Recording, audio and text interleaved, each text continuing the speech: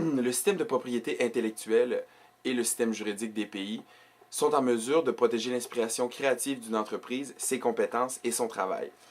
Par contre, ces droits seront acquis sous certaines conditions et normes remplies. Une des étapes importantes à remplir pour une agence ou un annonceur est de s'assurer que la marque est bel et bien enregistrée. Le fait que des tiers utilisent votre marque peut être très dommageable. Il en est de même si des tiers font usage d'une marque susceptible de prêter à confusion avec la vôtre.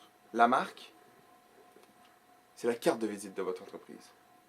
Que ce soit pour de grandes entreprises comme de petites entreprises. Dans la majorité des cas, la vérification se fait à l'Office du commerce du pays en question. Suite à cette vérification, la publicité en question peut elle aussi être protégée. Il est bien important d'avertir le public que le matériel publicitaire est également protégé par la législation sur le droit d'auteur. Nous parlons ici du symbole C avec un cercle entourant, le copyright, en anglais. Ce symbole permettra donc au créateur de faire valoir ses droits devant la justice pour critiquer toute contrefaçon. Par contre, selon l'article L11-1 du Code de la propriété intellectuelle en territoire français, et je cite, « Cette mention n'est nullement obligatoire pour obtenir une protection du droit d'auteur. En effet, l'auteur bénéficie de la protection du seul fait de la création d'une œuvre de l'esprit sans qu'aucune formalité préalable ne soit imposée. » C'est mieux comme ça. L'Organisation mondiale de la propriété intellectuelle, l'OMPI, rappelle aussi l'importance de faire breveter les techniques innovatrices en publicité et les modes d'opération en ligne qui s'appliquent dans les pays en question.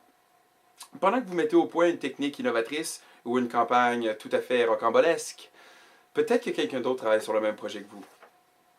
En déposant une demande de brevet, dès que possible, vous augmentez vos chances d'acquérir un titre juridique de propriété.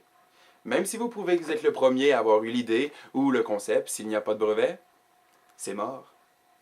Par contre, vous devrez que votre innovation conserve son caractère de nouveauté en ne divulguant aucune information au public avant le dépôt de la demande du brevet en question.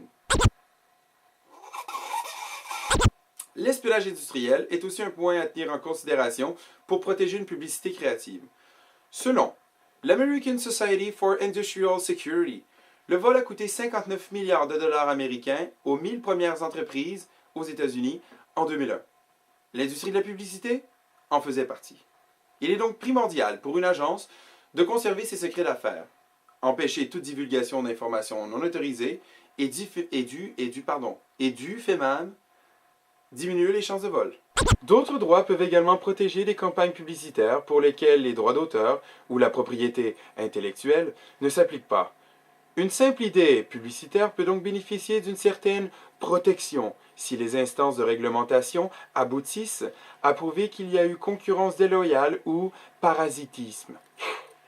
Lorsque des annonceurs concurrents ou des agences de publicité reprennent des créations, concepts et idées novatrices, des actions peuvent être engagées pour traîner ces derniers en justice dans le but de se réapproprier les créations en question.